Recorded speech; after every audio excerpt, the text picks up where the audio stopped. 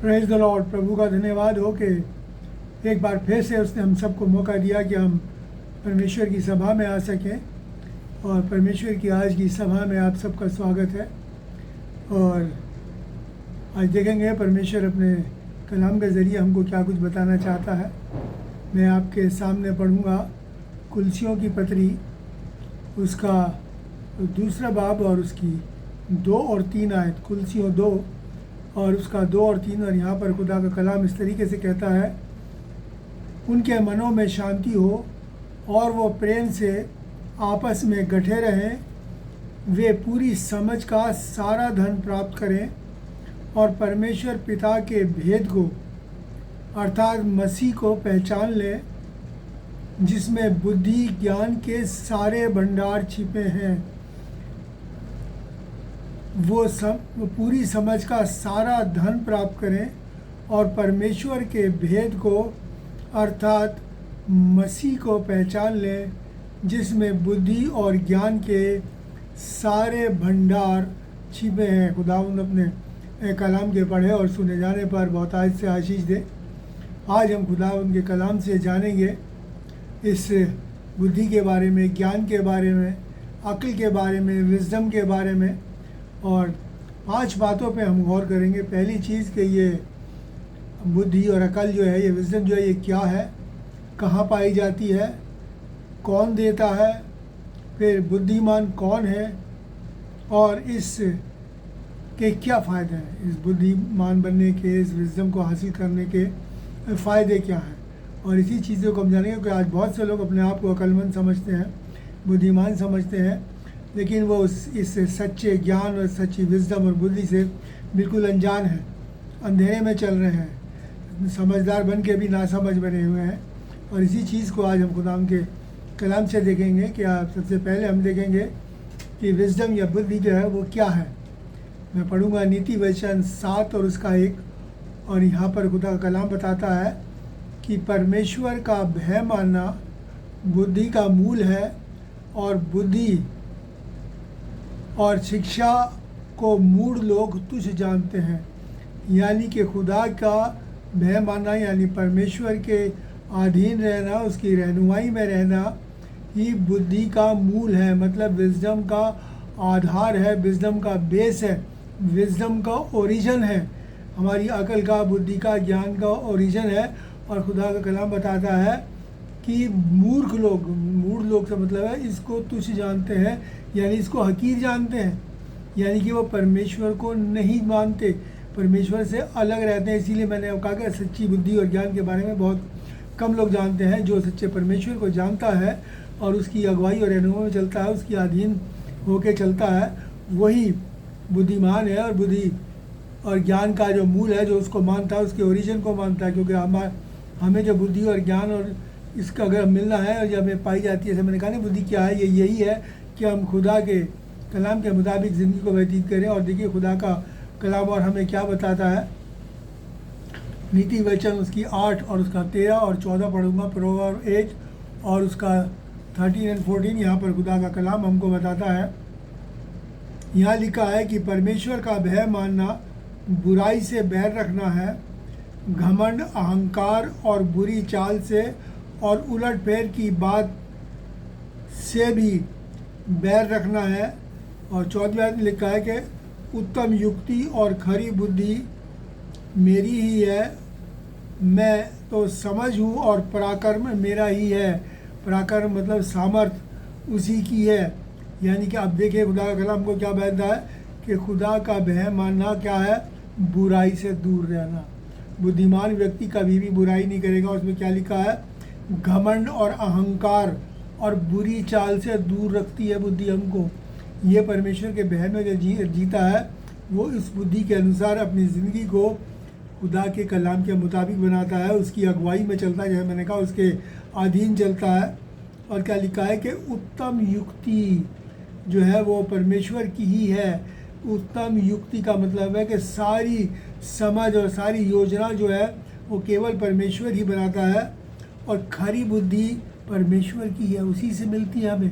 बाकी और जो बुद्धि है, लोग कहते हैं ना बुद्धिमान है, बुद्धि से बहुत से क्राइम भी करते हैं, लोग अपने आप को बुद्धिमान कहते हैं, बहुत से क्राइम करते हैं, मर्डर करते हैं, तरह तरह के गलत काम करते हैं। ये परमेश्वर की बुद्धि से नहीं होता, परमेश्वर के अधीन रह के नहीं होता, उस बुद्धि के ओरिजिन से, आधार से जो खुदावंद है उससे नहीं होता। उसमें लिखा है कि मैं उलट फेर की बात से भी बैर, परमेश्वर की बुद्धि जो है वो उलट फेर की बातों से, यानी हर किस्म की चालबाजी से भी वो नफरत करती है, बैर रखती है। और कहता है कि उत्तम युक्ति और खरी बुद्धि मेरी ही है, मैं तो समझ और पराक्रम हूँ, मतलब मैं वो हूँ कि जो अपनी ज़िंदगी को समझदारी से गुजारता है। और खुदा का कलाम यही बताता है कि मेरे और आपको क्या है, परमेश्वर क्या है, अद्भुत युक्ति, मतलब काउंसलर है वो हमारा। इसीलिए खुदा ने क्या कहा है कि हमें वो आत्मा देगा, यानी कि काउंसलर देगा। और जो अद्भुत बुद्धि जो हमको परमेश्वर से मिलती है वो हमारी काउंसलिंग करती है। फिर समझ यानी अंडरस्टैंडिंग, कि हम हर काम को सोच समझ के करते हैं, मूर्खता के साथ नहीं करते। फिर पराक्रम यानी कि स्ट्रेंथ जो है, सामर्थ्य है, वो उस बुद्धि से ही मिलती है। हम सामर्थ्य के काम भी उसी से करते हैं, क्योंकि जब हम बुराई से अलग रखेंगे तो परमेश्वर की सामर्थ्य हमारे अंदर काम करेगी और हम उस सामर्थ्य कामों को कर पाएंगे, जिनके लिए प्रभु यीशु मसीह ने कहा कि जो काम मैं करता हूँ वही नहीं, बल्कि तुम इससे भी बड़े बड़े काम करो। तो ये सब काम कब होता है, जब हम परमेश्वर की अधीनता में, उसकी रहनुमाई में अपनी ज़िंदगी को गुजारते हैं। और परमेश्वर का वचन क्या कहता है, नीति वचन 8 की हम पढ़ेंगे 35 और 36वीं आयत। इसी प्रभु 8 की 35 और 36वीं आयत में क्या लिखा है, यहाँ लिखा है, जो मुझे पाता है वो जीवन को पाता है, यानी कि जो उस अकल, समझ और विजडम को जो खुदा से मिलती है, वो जो मुझे पाता है वो ज़िंदगी को पाता है, जीवन को पाता है, क्योंकि फिर वो बुराई से दूर रहता है और ज़िंदगी उसके पास होती है, हमेशा की ज़िंदगी को पाता है। और परमेश्वर उससे प्रसन्न होता है, खुश होता है। अब जिसके साथ, जिससे परमेश्वर खुश है, तो आप समझ लीजिए कि उसे फिर किसी और चीज़ की ज़रूरत नहीं। लोग सारी ज़िंदगी में पता नहीं तरह तरह के काम करते रहते हैं, ये करना, वो करना, फलाना करना, और सोचते हैं अपने कामों से जीत लेंगे, और खुदा को फिर भी वो खुश नहीं कर पाते, क्योंकि उनके काम बुरे हैं। अगर मैं 100 के संग दान कर दूँ, ये कर दूँ, प्याऊ लगा दूँ, फलाना कर दूँ, और काम सारे मेरे बुराई के हो, तो परमेश्वर इन कामों से खुश नहीं होता। और फिर वो क्या कहता है, 35-36वीं आयत में लिखा है, जो मेरा अपराध करता है वह अपने ऊपर उपद्रव को लाता है, यानी अपने ऊपर परेशानियों को लेके आता है। जो मेरा अपराध करता है, यानी उस विजडम के खिलाफ चलता है जो परमेश्वर की है, खुदा की रहनुमाई में नहीं चलता, वो अपने ऊपर जो है परेशानियों को लाता है। जितने मुझसे बैर रखते हैं वो मृत्यु से प्रीति रखते हैं, यानी कि वो मौत से प्यार करते हैं। यानी खुदा की विजडम और जो नॉलेज जो है वो क्या कहती है कि अगर जो मेरे से दूर रहते हैं, इसीलिए मैंने कहा कि लोग अपने आप को बहुत बुद्धिमान समझते हैं, लेकिन जो सच्ची बुद्धि, ज्ञान और विजडम है वो उससे अलग है, उसे आज तक नहीं जानते। और वो बुद्धि, ज्ञान और विजडम वो है, धीरे धीरे हम आगे देखते जाएंगे, जो परमेश्वर हमको देता है, और वो जो परमेश्वर से मिलती है उससे हम ज़िंदगी पाते हैं। जो बुद्धि और ज्ञान शैतान का है, अगर हम उसके पीछे चलेंगे तो हम मौत को हासिल होंगे। वो कहता है वो मौत को प्यार करता है, फिर वो ज़िंदगी को प्यार नहीं करता। और इसीलिए वो कहता है जो मुझे प्यार करता है, उस विजडम को जो खुदा से मिलती है, वो मुझे वो ज़िंदगी को पाता है, जीवन को पाता है। दूसरी बात हम देखेंगे, ये बुद्धि कहाँ पाई जाती है। सबसे बढ़िया ये बुद्धि हम ये भी तो जाने कहाँ पाई जाती है। तो जैसे कि अभी हमने पढ़ा कुलसियों की पत्री, उसका 2 और उसकी 2 और 3 में क्या लिखा है, वहाँ पे लिखा है कि वे पूरी समझ का सारा धन प्राप्त करें, यानी समझ एक बहुत बड़ा धन है। यानी कि अगर हमारे पास ईश्वर की नॉलेज है, ईश्वर का ज्ञान है, खुदा का कलाम का ज्ञान है, तो ये समझ लीजिए कि हमारे पास बहुत बड़ी दौलत है। और आगे वो दौलत कैसे है मैं आपको आगे उसके बाद आगे बताऊंगा। और क्या लिखा है, समझ का सारा धन प्राप्त करें, यानी कि अगर हमने वो विजडम हासिल कर ली जो खुदा हमको देता है, तो समझ लीजिए कि सारा धन, नॉलेज हमारे पास आ गई। और क्या लिखता है, परमेश्वर पिता के भेद, यानी खुदा बाप के भेद को, और अर्थात यानी प्रभु यीशु मसीह को जान ले। खुदा का भेद क्या है, प्रभु यीशु मसीह। खुदा सारी विजडम उसी में ही है, क्योंकि बुद्धि, आगे क्या लिखा है कि जिसमें बुद्धि और ज्ञान के सारे भंडार छिपे हैं। प्रभु यीशु मसीह में जिसने प्रभु यीशु को अपना लिया, उसने उन तमाम भंडारों को अपना लिया जो बुद्धि और ज्ञान के प्रभु यीशु मसीह में। और हम देखेंगे अब किस तरीके से प्रभु यीशु मसीह में बुद्धि और ज्ञान के भंडार हैं, क्योंकि हम जानते हैं कि सारी सृष्टि, सारा ब्रह्मांड, सारा यूनिवर्स, प्रभु यीशु मसीह के द्वारा बनाया हुआ है, जिसको कि दुनिया देखती है, साइंटिस्ट उसको रिसर्च करते हैं और हैरान हो जाते हैं ये कैसे है, क्या है, ये सब कुछ कैसे चल रहा है। सब का चलाने वाला, बनाने वाला प्रभु यीशु मसीह है। देखिए खुदा का कलाम क्या कहता है। अगर हम यूहन्ना 1:3 पढ़े तो वहाँ पर क्या लिखा है, सब कुछ यीशु के द्वारा उत्पन्न हुआ और जो कुछ उत्पन्न हुआ उसमें से कोई भी वस्तु, कोई भी चीज़ यीशु के बिना उत्पन्न नहीं हुई। सब कुछ प्रभु यीशु मसीह के द्वारा यानी खुदा के कलाम के ज़रिए ही पैदा हुआ, बनाया गया, प्रभु यीशु मसीह के द्वारा बनाया गया। और देखिए इसी क्या कहता है, कुलसियों 1:16 में खुदा का कलाम इन चीज़ों को एक्सप्लेन करता है किस तरीके से।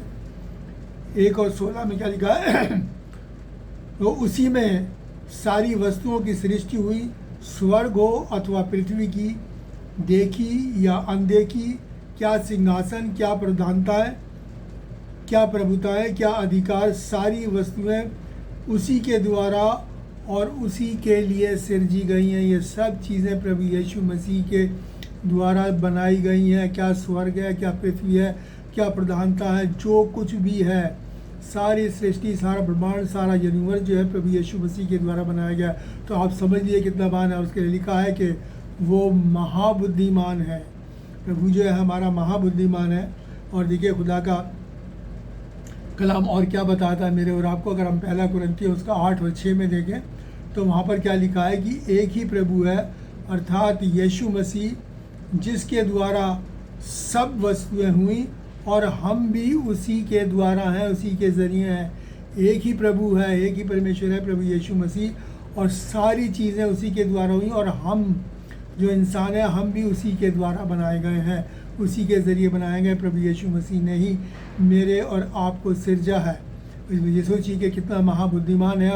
और वो अगर उसको अपनाने के बाद, उस पर ईमान लाने के बाद ये सब सारी बुद्धि और ज्ञान अगर हमारे अंदर आ जाता है तो फिर समझ लीजिए कि हमें किस चीज़ की कमी घटी नहीं हो सकती। और देखिए खुदा का कलाम हमको क्या कहता है इसी बारे में कि कहाँ पाई जाती है। लिखा है रोमियो उसका 11 और 33-34 में आपके सामने पढ़ूँ। रोमियो 11 उसका 33 और 34, रोमन 11:33 एंड 34।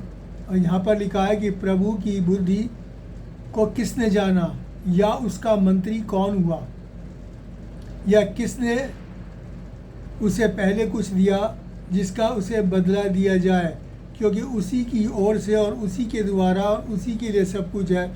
उसकी महिमा युगान युग होती रहे। और 33वें आयत में लिखा है कि आप परमेश्वर का धन, बुद्धि और ज्ञान क्या ही गंभीर है, और उसके विचार कैसे अथाह हैं। अथाह मतलब ऐसे अथाह गए जिसके अगर हम समझ भी नहीं सकते, पा भी नहीं, उसकी था भी हम नहीं पा सकते। और उसके मार्ग कैसे अगम्य हैं, कैसे अद्भुत है उसके मार्ग।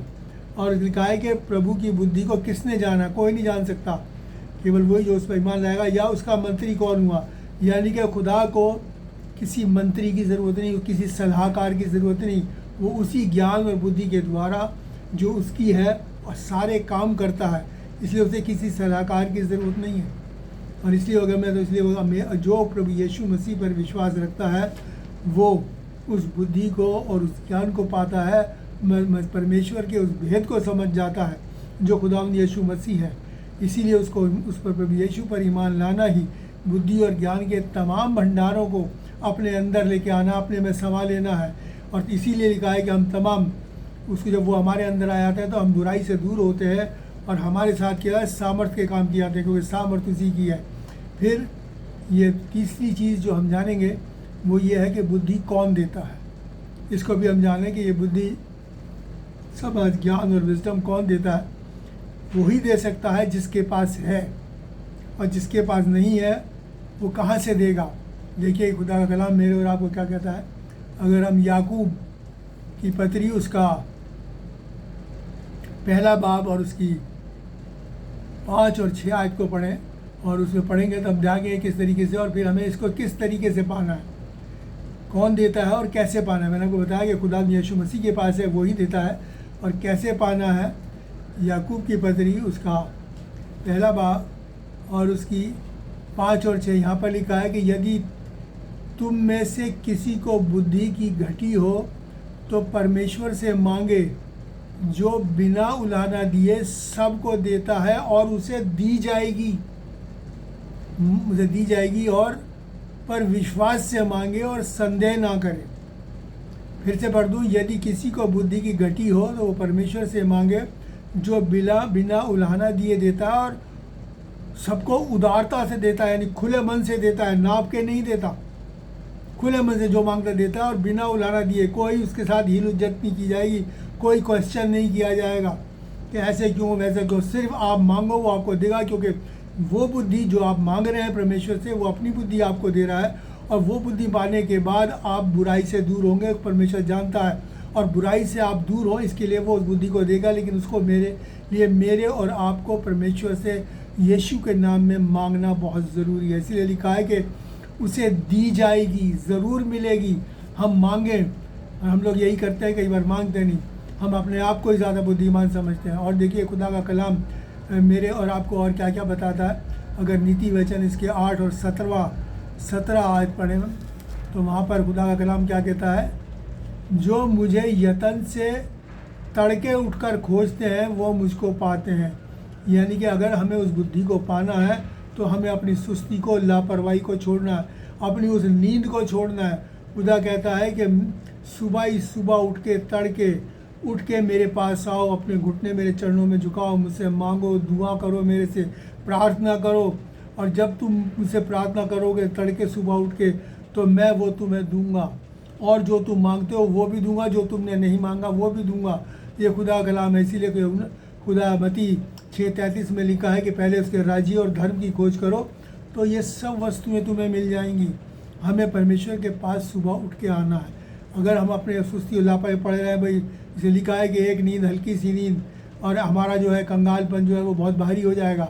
इसलिए अगर हमें चाहते हैं कि उस बुद्धि ज्ञान को, बुराई से दूर रहना और प्रभु यीशु मसीह के उसकी विज़डम को हासिल करना, तो मेरे और आपको सुबह उठना है और सुबह उठ के प्रभु के चरणों में आना है, घुटने टेक के उसके साथ प्रार्थना करनी है, उससे मांगना है। और जब हम मांगेंगे तो वो देगा, वो हमें बुराई से दूर करेगा, और फिर हमें किसी भली वस्तु की घटी कम नहीं होगी। आगे इस चीज़ को भी हम आगे देखेंगे। इसलिए हमें उस विज़डम को पाने के लिए जो हमें देने वाला है वो प्रभु यीशु मसीह है, क्योंकि उसी के पास है, जैसे हमने जाना, और वो ही देता है।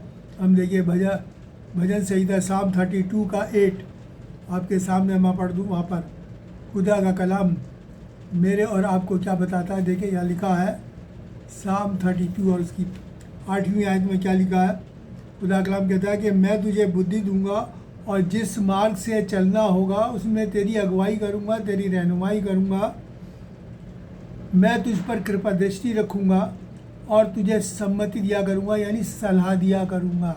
फिर क्या है कि मैं तुझे बुद्धि दूंगा। हम मांगे सुबह उठ के तो कहता है मैं तुझे बुद्धि, विजडम, नॉलेज, ज्ञान, अकल दूंगा। और फिर क्या होगा, जिस रास्ते पर तुझे चलना है उस रास्ते पर तेरी अगुवाई करूंगा, तेरी रहनुमाई करूंगा, तुझे गाइड करूंगा ताकि तू दाएं बाएं ना मुड़े। और फिर क्या कहता है, तुझ पर कृपा रखूंगा। परमेश्वर की कृपा, दया जो है मेरे और आपके ऊपर बनी रहेगी।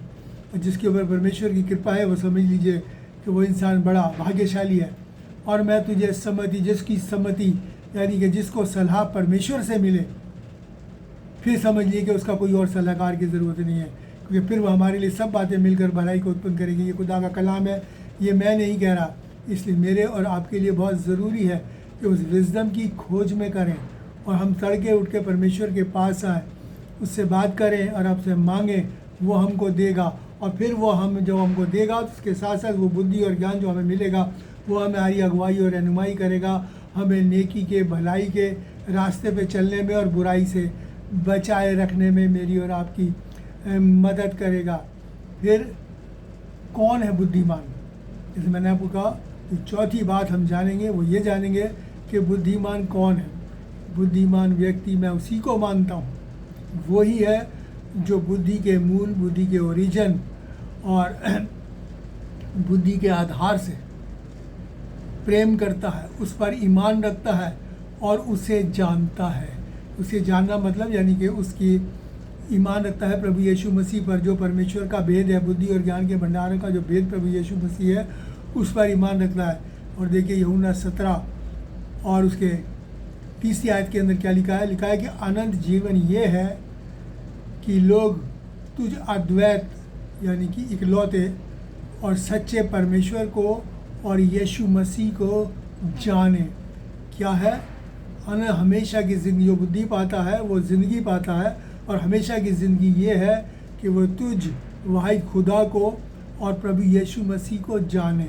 वही बुद्धिमान व्यक्ति है जो प्रभु यीशु मसीह को जानता है, जो परमेश्वर को जानता है, उस बुद्धि और ज्ञान के भंडार को जानता है, और जो उसको पाने का यत्न करता है। और देखिए वचन क्या क्या बताता है खुदा। अगर हम इफिसियों 5 और उसकी 15 से 17वां आयत पढ़ें, इफिसियों 5 और 15 से 17, और यहाँ पर देखिए खुदा का कलाम मेरे और आपको क्या कहता है। यहाँ पर देखो, इसलिए ध्यान से देखो कि कैसी चाल चलते हो, निर्बुद्धि के समान नहीं, यानी बेवकूफ़ों के समान नहीं, पर बुद्धिमानों के समान चलो, अक्लमंदों के समान चलो।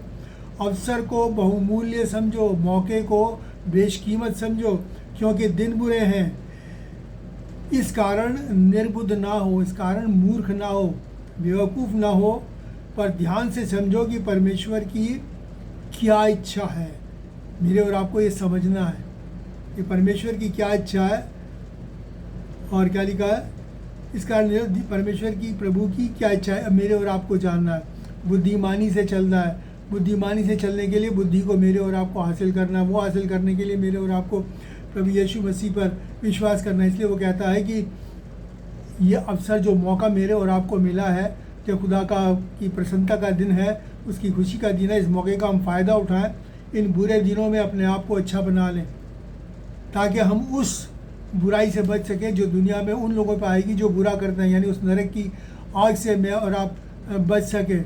इसलिए मेरे और आपको इस मौके को बेशकीमत जानना है, बहुमूल्य जानना है, उसकी कीमत को समझना है मेरे आपको, क्योंकि प्रभु के आने का समय बहुत निकट है, बहुत नज़दीक है। वो कभी भी आ सकता है, और ऐसा ना हो कि वो आज आ जाए और हम गुमराही में पड़े हों, हम शैतानियत में पड़े हों, और हम जाके वो नरक की आग गिर जाए। प्रभु मेरे और आपको बचाना चाहता है, और चाहता है कि मैं और आप इस बुद्धि और ज्ञान को जो ईश्वरीय है, मैं और आप प्राप्त करें, उसको हासिल करें, और बुराई से बच के नेकी के रास्ते पर चलें। और देखिए खुदा का कलाम भजन संहिता 111 और उसकी 10वीं आयत में क्या लिखा है। साम 111 और उसकी 10th वर्स क्या कहती है? बुद्धि का मूल परमेश्वर का भय है। जितने उसकी आज्ञाओं को मानते हैं, उसके हुक्मों को मानते हैं, उनकी बुद्धि अच्छी होती है, उसकी स्तुति सदा बनी रहेगी। यहाँ पर भी यही बात लिखी है कि बुद्धि का मूल, बुद्धि का ओरिजिन, बुद्धि का शुरू, बुद्धि का आधार, बेस जो वो कौन है? परमेश्वर का भय, परमेश्वर की अगुवाई में चलना। और उसमें लिखा है कि जो उसकी हुक्मों को मानते हैं, उसकी आज्ञाओं को मानते हैं, उनकी बुद्धि अच्छी होती है। वो उस शैतान की बुरी बुद्धि नहीं होती, वो ईश्वरी बुद्धि में होकर अपने तमाम कामों को करते हैं। और लिखता है उनकी बड़ाई हमेशा बनी रहती है, यानी उनकी स्तुति होती है। लोग भी उनकी बड़ाई करते हैं, उनके चाल चलन को देख के, उनके आचरण को देख के, उनके व्यवहार को देख कर लोग जो है उनकी तारीफ़ करते हैं, उनकी महिमा करते हैं। क्यों? क्योंकि वो महिमा जो परम ने खो दी थी, वो उस बुद्धि और ज्ञान के द्वारा मैं और आप जो है फिर से हासिल कर लेते हैं। इसलिए मेरे और आपके लिए बहुत ज़रूरी है कि उस बुद्धि और ज्ञान को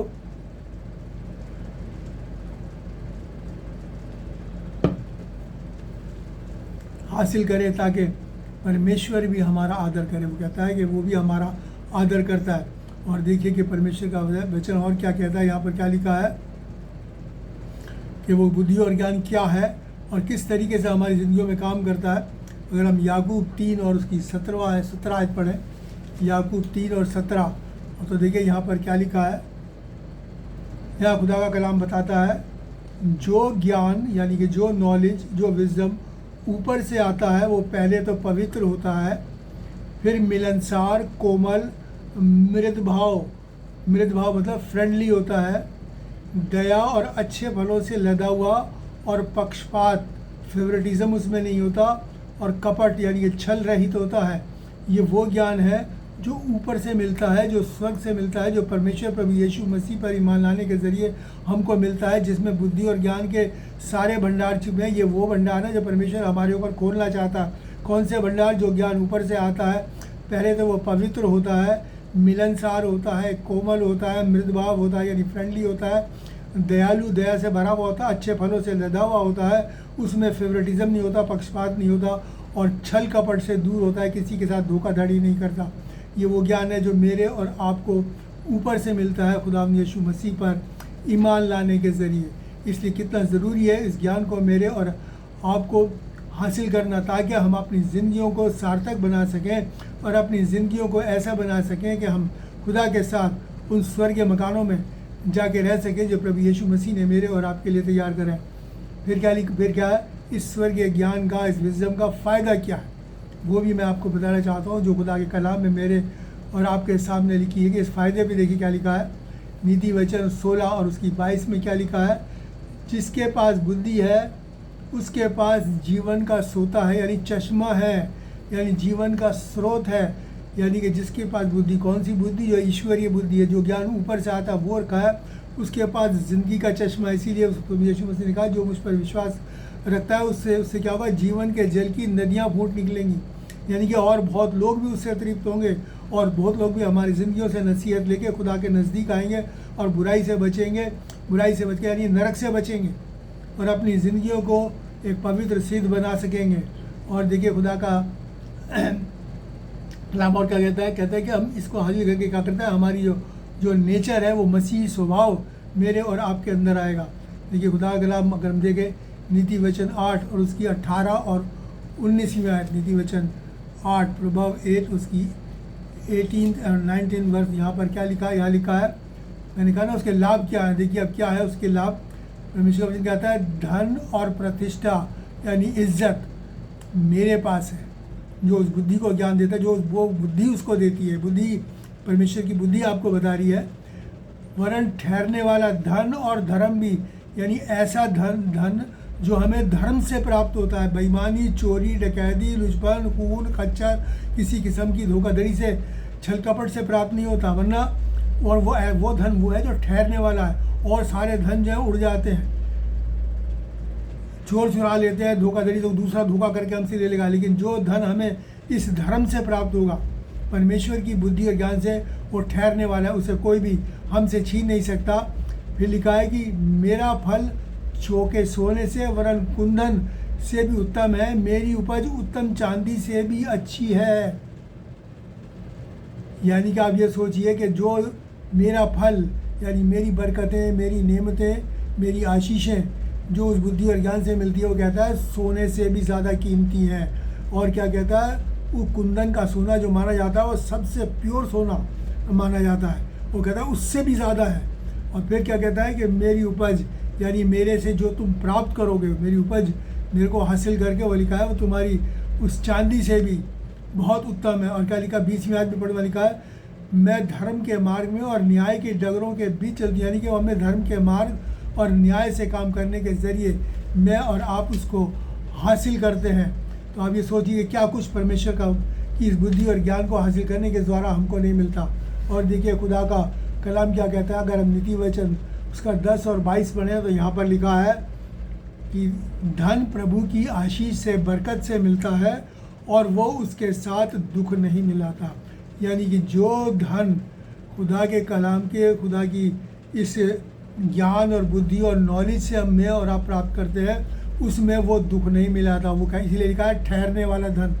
उस धन को प्राप्त करके आप कभी दुखी नहीं होगे, आप परेशान नहीं होगे या ये है अब ये हो गया, ये उड़ गया, ये हो गया, नहीं, बल्कि आप खुश होगे।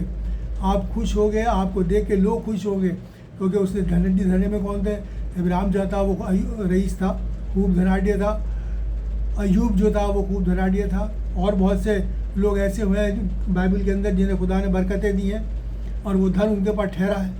और इस तरीके से वो चाहता है कि हम सब भी उसको हासिल करें, लेकिन हम उसको हासिल जब ही करेंगे जब प्रभु यीशु मसीह पर ईमान लाके परमेश्वर के उस भेद को, प्रभु यीशु मसीह को जान लेंगे, और तब वो उससे मांगेंगे, तब वो हमें वो बुद्धि और ज्ञान के भंडार है हमको इनायत फरेगा। और देखिए भजन संहिता 1 और उसकी 3री आयत में क्या लिखा है, इसलिए जो कुछ वो पुरुष करे वो सफल होता है, कामयाब होता है। जो कुछ वो पुरुष करे वो कामयाब होता है।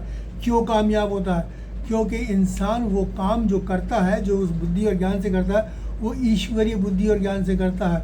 और ईश्वरीय और बुद्धि और ज्ञान जिसके पास है वो कभी भी नाकामयाब नहीं हो सकता, क्योंकि एक बात हम अच्छी तरीके से जानते हैं कि जीसस नेवर फेल्स। वो अनंत काल का विजेता है। और वो और ज्ञान और बुद्धि जो हमारे अंदर प्रभु यीशु मसीह पर ईमान लाने के ज़रिए आती है, फिर हम कुछ भी काम करें, हम वो करेंगे जो खुदा की बुद्धि और ज्ञान हमको सलाह देगी और हमको बताएगी। इसलिए हम